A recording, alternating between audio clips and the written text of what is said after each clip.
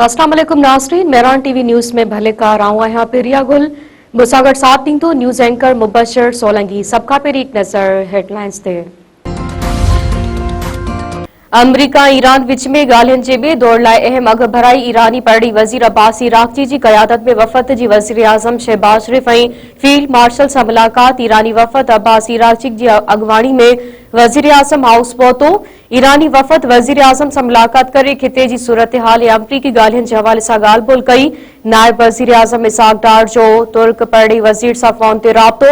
हिते जी सूरत हाल ते ख़यालनि जी ॾे वठि इसहाक डार अमन जी ॻाल्हियुनि लाइ मुसलसल राब्तनि जी हिमायत ते ज़ोर ॾिनो। ईरान जी परडी वज़ारत ईरान ऐं अमरीकी वफ़दनि विच में मुलाक़ात वारे मंसूबे जी तरदीद करे छॾी। ईरान जे परडेही तर्जुमान इस्माइल बकाई चयो आहे त हू ईरानी परडी वज़ीर सां गॾु सरकारी दौरे ते पाकिस्तान पहुतो आहे। दौरे दौरान पाकिस्तान जी आला क़यादत सां मुलाक़ात ऐं टियाकड़ी वारे मामलनि ते ॻाल्हि ॿोल थींदी।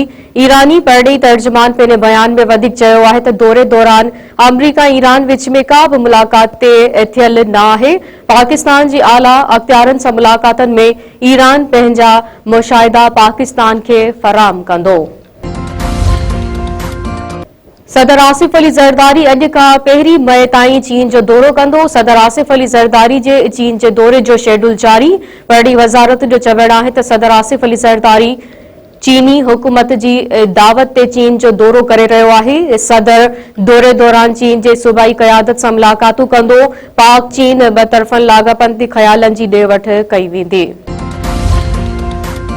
बिप खास में तेज रफ्तार ट्रैक्टर ट्राली दुकान में काही पई, 2 ॼणा फोत, 2 ज़ख़्मी। खाड़ नाके ते तेज रफ्तार ट्रैक्टर ट्राली ब्रेक फेल थियण सबब चिंची के टक्कर हणण बाद दुकान में काही पई। हादसे में हैदर अली कालरो ऐं हिकु अणॼातल शख़्स फोत, 2 ॼणा ज़ख़्मी थी पिया।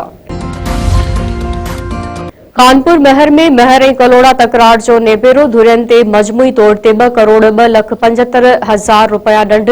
सरदार अली गौहर खान महर जे सरपंची हेठि हलंदड़ तकरार जो नेबेरो। महर बिरादरी ते 1 करोड़ 16 लख रुपया ॾंढ विधो वियो। कलोड़ा बिरादरी ते 86,75,000 रुपया ॾंढ मुक़रर। धुरियनि खे भाकुर पराए खीर खंड कयो वियो। सिंध जे मुख़्तलिफ़ इलाइक़नि में उहिड़ी जा रागा जारी। हिकु ॾींहुं में 3 ॿारड़ा फोत।